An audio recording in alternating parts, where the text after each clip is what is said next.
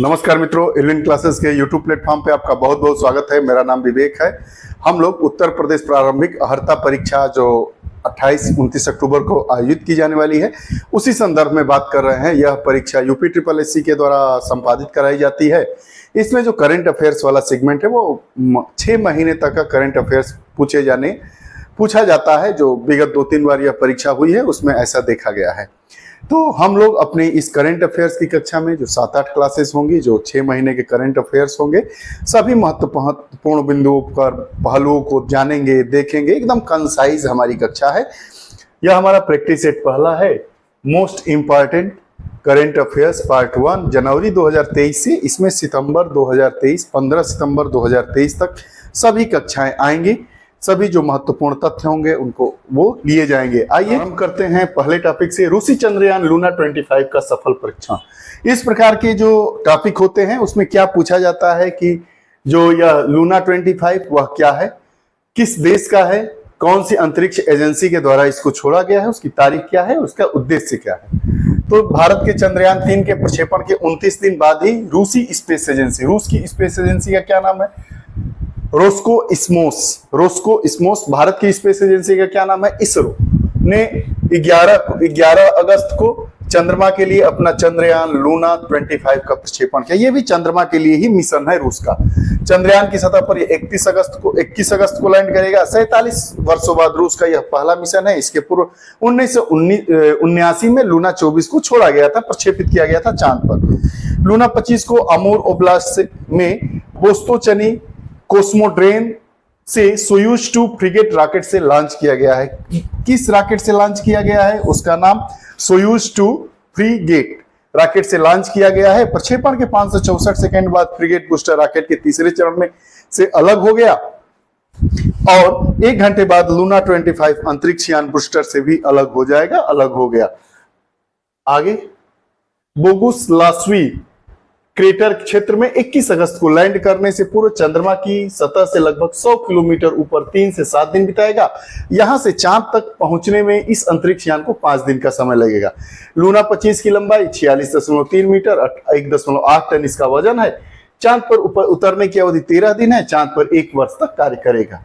यह रूसी मिशन चांद से मिट्टी के नमूने लेने, ऑक्सीजन की खोज करने का कार्य करेगा। इसका क्या उद्देश्य है लूना 25 का?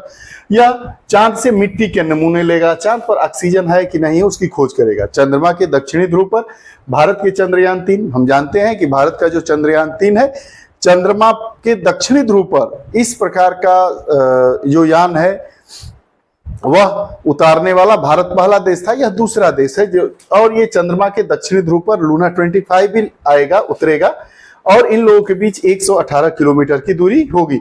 ये रही 2022 जारी की गई है। यह 4 वर्षों पर जारी की जाती है। इस जो बाघ रिपोर्ट है, इसे प्रश्न भी पूछे जाते हैं, इसलिए यह टॉपिक महत्वपूर्ण है। आइए इसके महत्वपूर्ण बिंदुओं को जानते हैं। 29 जुलाई को क्या मनाया जाता है, विश्व बाघ दिवस। विश्व बाघ दिवस के अवसर पर केंद्रीय वन एवं पर्यावरण राज्य मंत्री अश्विनी कुमार चौबे ने जिम कॉर्बेट रिजर्व में राष्ट्रीय बाघ प्राधिकरण की गणना 2022 रिपोर्ट जारी की। इसे प्रत्येक 4 वर्ष में होने वाली देशव्यापी बाघ गणना भारतीय वन्य जीव संस्थान के विश्लेषण के तौर पर किया गया है। जो हमारी नई रिपोर्ट आई है उसके अनुसार देश में 2018 में 2967 बाघ थे। इसकी दृष्टि से 4 वर्ष बाद 2022 में इसकी आबादी सालाना 6.1% की दर से बढ़ी है। पृथ्वी पर जंगलों में रहने वाले बाघों की 75% आबादी भारत में है, ये आप जानते ही हैं। और देश में बाघों की संख्या पिछले 16 साल में 260% बढ़कर 3682 पर पहुंच गई है, जबकि वर्ष 2006 में देश में 1411 बाघ ही बचे थे। सबसे ज्यादा 785 बाघ मध्य प्रदेश में है। उसके बाद उत्तराखंड में साल 2006 में जहां 178 बाघ ही बचे थे, आज इनकी संख्या बढ़कर 560 पहुंच गई है। यूपी में भी 109 से करीब दोगुनी संख्या बढ़कर 205 पहुंच गई है। यह सभी राज्य शिवालिक गंगा क्षेत्र में आते हैं, जहां बाघों की संख्या 297 से बढ़कर 819 हो गई है। रिपोर्ट कहती है कि 53 टाइगर रिजर्व में सबसे ज्यादा 260 बाघ है वो उत्तराखंड के कॉर्बेट रिजर्व में है। उसके बाद बांदीपुर में है 150, नागरहोल में 141, माधवगढ़ में 135, दुधवा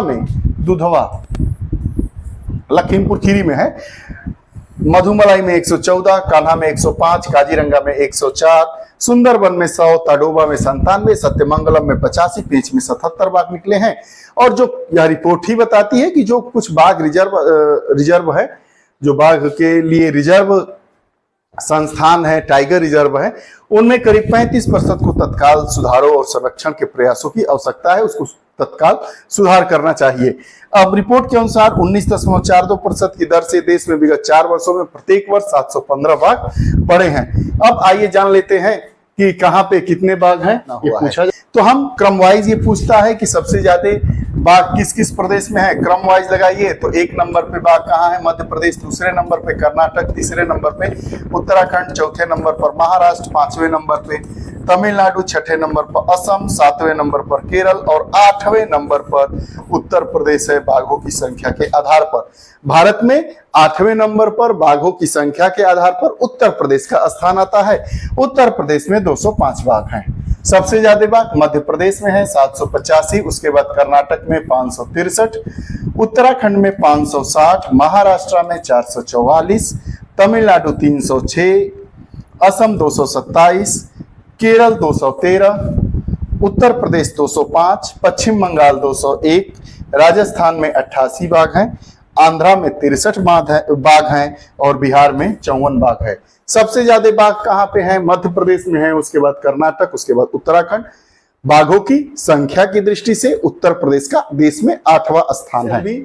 C56 से 7 सिंगापुर के उपग्रहों का सफल प्रक्षेपण किया गया है। सिंगापुर के 7 जो उपग्रह है उनका सफल प्रक्षेपण किया गया है 30 जुलाई को।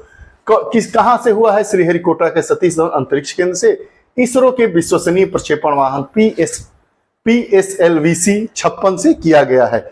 यह सिंगापुर के 7 उपग्रहों को सफलतापूर्वक प्रक्षेपित किया गया। वह सिंगापुर के 7 उपग्रह कौन कौन से हैं, DSSAR, Velox AM, arcade atmosphere coupling व डायनेमिक एक्सप्लोरर, स्कोप 2, एन्यूलाइन, ग्लासिया 2, ORB-12 स्ट्राइडर है।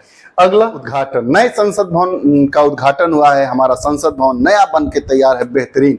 इसके बारे में कुछ तथ्य पूछ लेते हैं क्योंकि पूछे जाने की संभावना होती है। 28 मई को इसका उद्घाटन प्रधानमंत्री के द्वारा किया गया। त्रिभुजाकार है, त्रिभुजाकार संसद में पहले की तुलना में काफी ज्यादा सुविधाएं, वो हाईटेक व्यवस्थाएं हैं, नया है तो होना लाजमी है। इसमें पूछेगा कि लोकसभा के कक्ष में 888 और राज्यसभा में 384 सीटों की व्यवस्था की गई है, जबकि तीसरे संयुक्त सत्र के लिए 1272 सीटों वाला बृहद हाल बनाया गया है।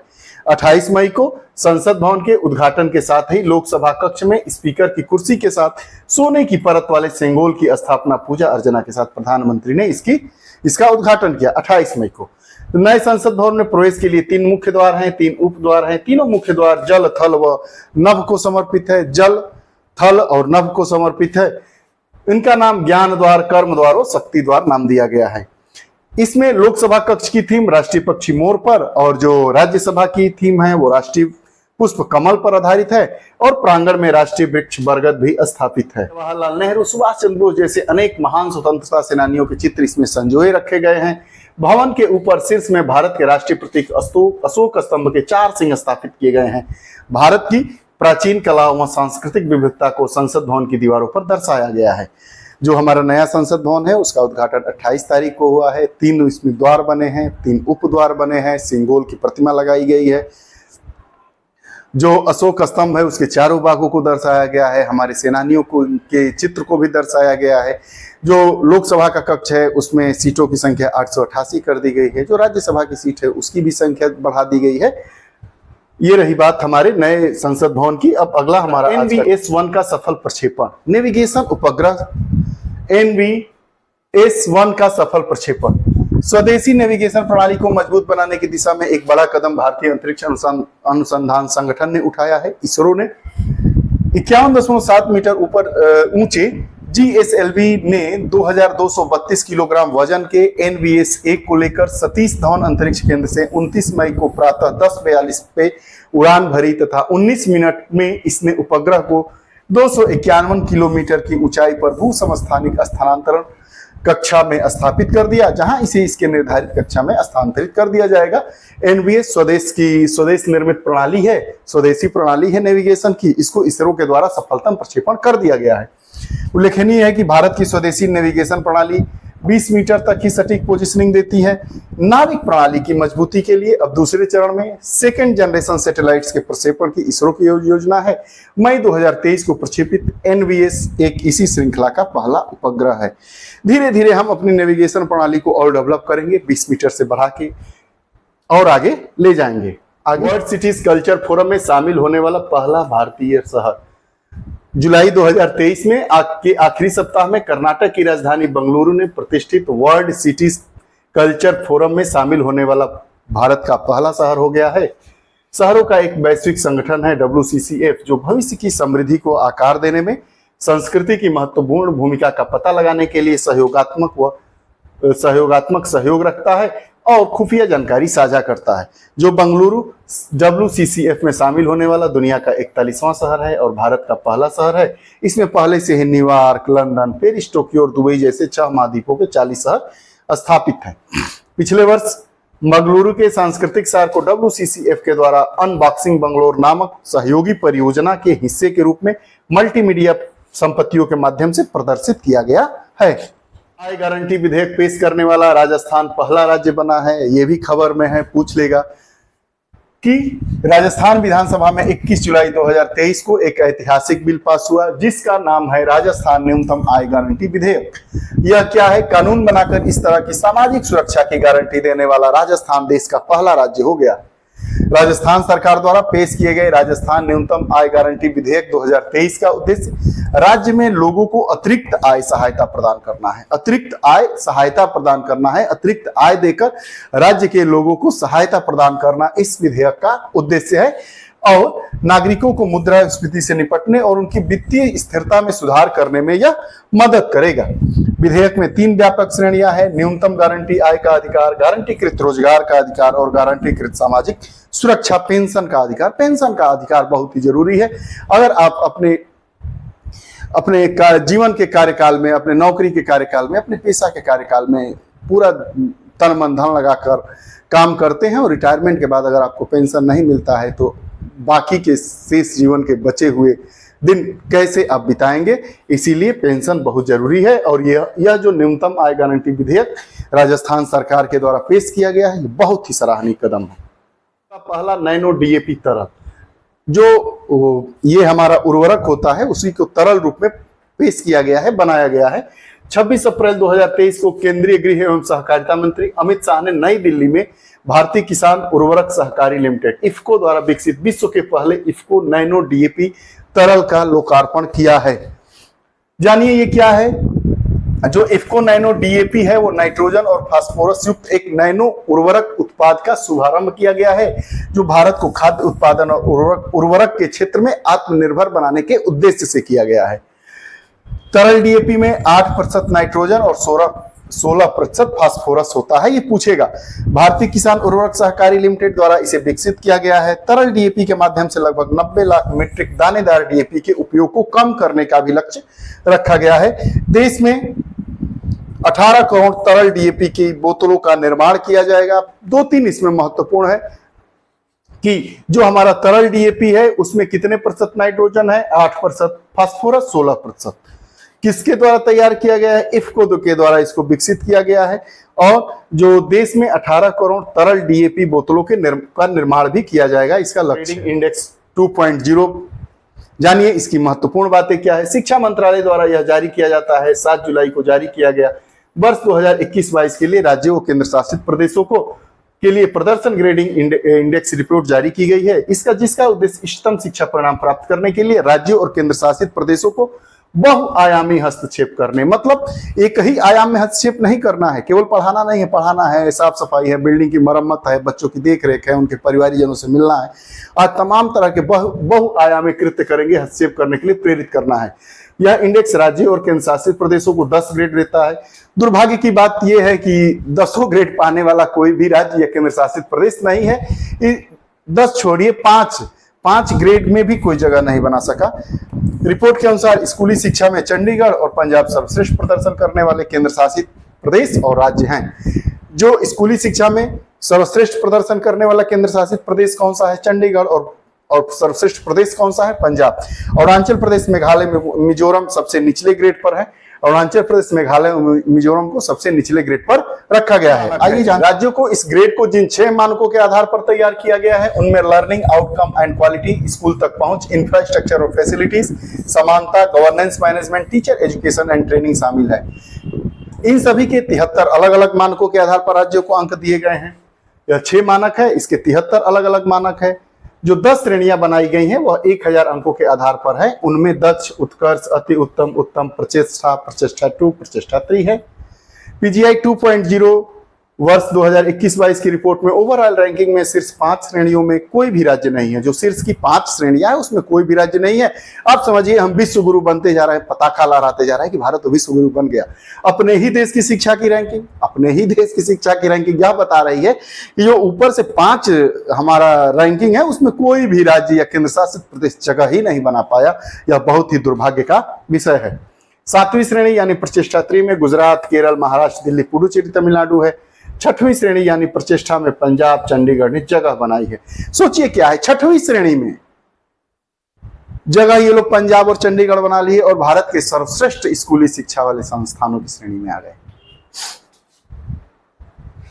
8वीं श्रेणी यानी आकांक्षी में 13 राज्यों केंद्र शासित प्रदेशों ने स्थान बनाया है, जिसमें आंध्र, छत्तीसगढ़, गोवा, हरियाणा, हिमाचल प्रदेश, राजस्थान, कर्नाटक, सिक्किम, पश्चिम बंगाल, अंडमान निकोबार, लक्षद्वीप, दादर नगर हवेली शामिल है। 9वीं श्रेणी यानी आकांक्षी 2 में उत्तर प्रदेश, बारे मेरा प्रदेश, उत्तर प्रदेश, उत्तम प्रदेश, नारा बिल्कुल बेकार। ये हम नहीं, जो यह इंडेक्स आया है उसको देखकर कोई भी कह सकता है। 9वीं श्रेणी में है, 10 श्रेणी ही है, नीचे से दूसरे नंबर पर हम हैं। हमारी शिक्षा व्यवस्था इतनी सुदृढ़ है, सरकार इतनी अच्छा मतलब बहुत अच्छा काम कर रही है, लेकिन शिक्षा का स्तर देखिए क्या है। हम बीमारू राज्यों के साथ अभी भी खड़े हैं शिक्षा के क्षेत्र में। उत्तर प्रदेश, बिहार, उत्तराखंड, झारखंड, असम, लद्दाख, मणिपुर, नागालैंड, उड़ीसा, तेलंगाना, त्रिपुरा, जम्मू कश्मीर सहित 12 राज्यों में जगह बना लिए। ठीक है, 12 राज्यों के साथ है, नीचे से दूसरे नंबर पर है। झंडा पताका फहराएंगे, मंदिर बनाएंगे, मस्जिद पर लड़ाई करेंगे, ये सब चीजें होती रहेंगी। लेकिन हम शिक्षा को बढ़ावा देने के लिए क्या हम जीडीपी को बढ़ा सकते हैं? जो उत्तर प्रदेश का बजट पेश होता है उसमें आप पता करिए कि हमारी शिक्षा के लिए, शिक्षा के पुनरुद्धार के लिए जो कितना बजट उसमें से दिया जाता है। अगर बजट बढ़ा दिया जाता तो शायद यह चीजें बेहतर होती, लेकिन अभी बेहतर नहीं है, ना ही बेहतर होने की गुंजाइश है। 10वीं श्रेणी यानी आकांक्षी 3 में अरुणाचल प्रदेश, मेघालय व मिजोरम है। संतुष्टि करना है कि हम लोग अरुणाचल और मेघालय और मिजोरम की श्रेणी में नहीं है, हम इनसे ऊपर उठकर 9वीं श्रेणी में है, 10वीं श्रेणी में नहीं है। लेकिन दुर्भाग्य है वह 9वीं श्रेणी नीचे से दूसरी श्रेणी है, न कि ऊपर से। दुनिया के जो शीर्ष 500 सुपर कंप्यूटर हैं उसमें भारत का एरावत जो है 75वें नंबर पर। गर्व का विषय है, वैज्ञानिकों को धन्यवाद, लेकिन धन्यवाद क्यों देंगे, हम 75वें नंबर पर। सोचिए, सीडेक पुणे में स्थापित एआई कंप्यूटर एरावत को दुनिया में 75वां स्थान दिया गया है। 23 मई 2023 को जर्मनी में अंतर्राष्ट्रीय सुपर कंप्यूटिंग सम्मेलन में 500 वैश्विक सुपर कंप्यूटिंग सूची में 61वें संस्करण में इसकी घोषणा की गई। शीर्ष 500 वैश्विक सुपर कंप्यूटिंग सूची के 61वें संस्करण में दुनिया का 75वां स्थान दिया गया है। भारत के ही परम सिद्धि आई 131वें, प्रत्युष 169वें, मिहिर 316वें स्थान पर है। भारत के 500 में 500 जो सुपर कंप्यूटर है उसमें भारत के 4 कंप्यूटर है सुपर कंप्यूटर। एरावत 75वें नंबर पर है, परम सिद्धि 131वें नंबर पर है, प्रत्युष 169वें और मिहिर सुपर कंप्यूटर 316वें स्थान पर है।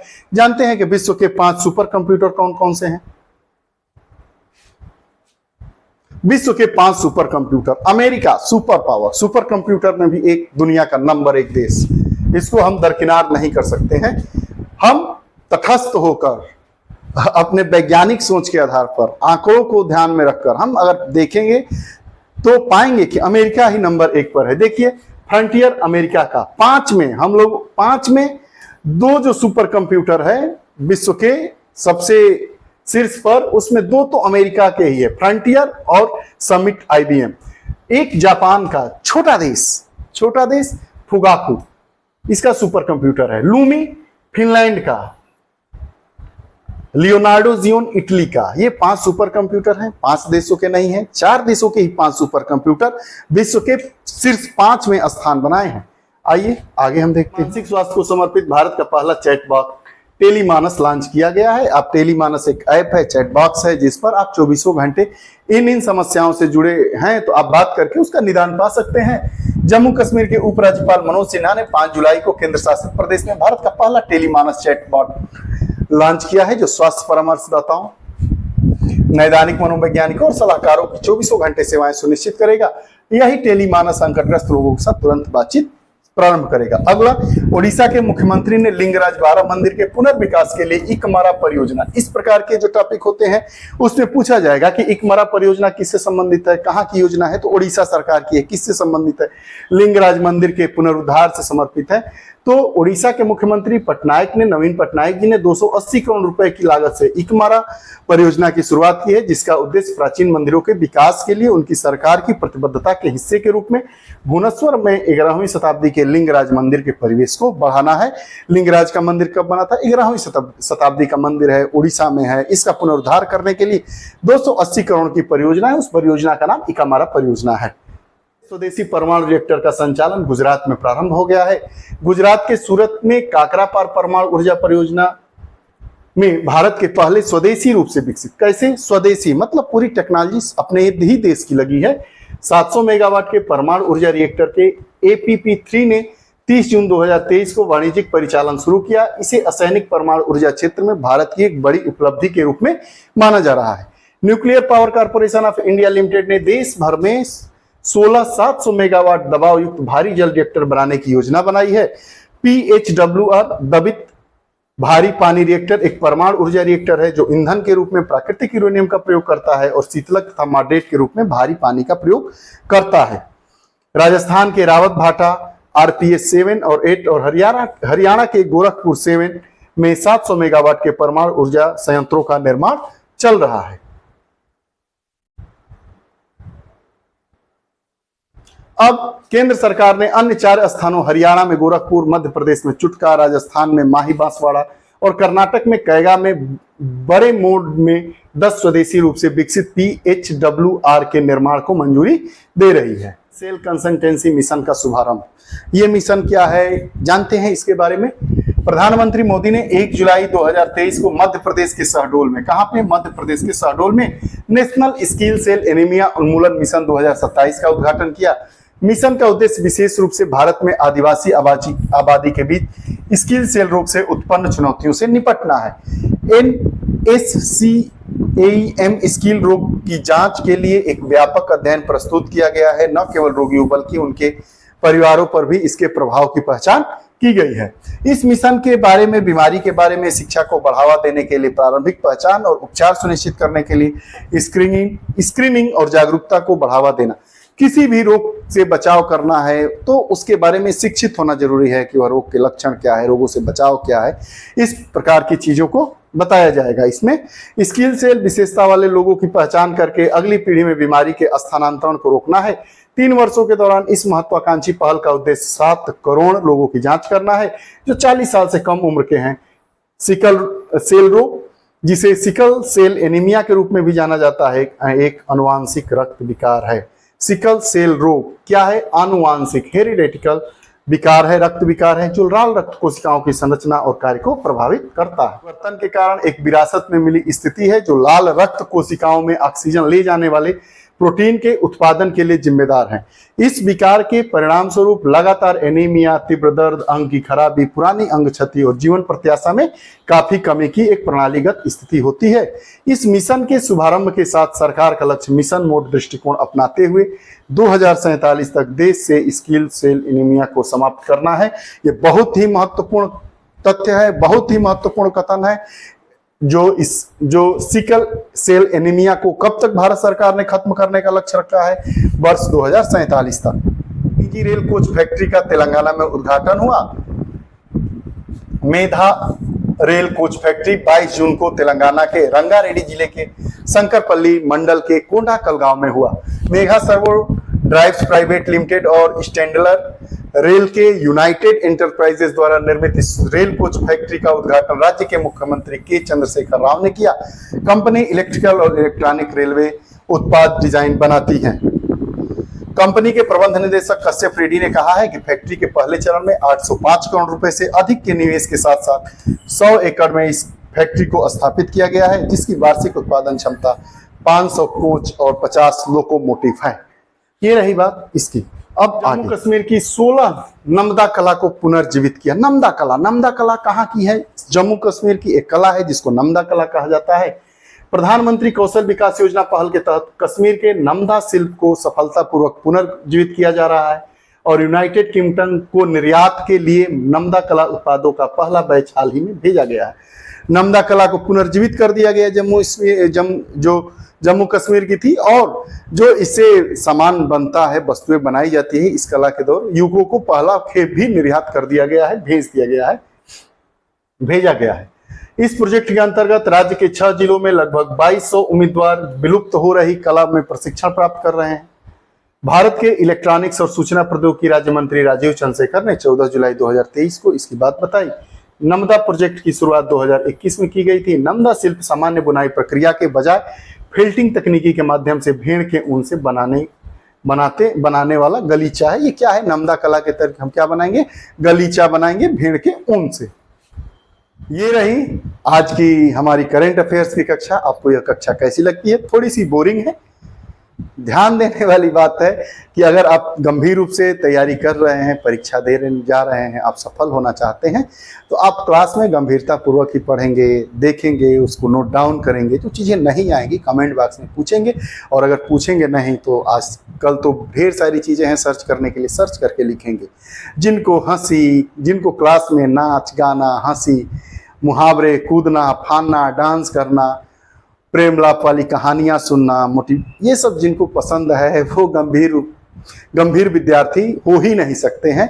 और उनके सफलता का जो प्रतिशत है वो क्या बताना है आप खुद ही जानते हैं। गंभीर बनिए, मजबूत बनिए, स्थिर होकर पढ़िए, सफलता आपका इंतजार कर रही है। फिर अगली कक्षा के साथ उपस्थित होंगे, तब तक के लिए बहुत बहुत धन्यवाद।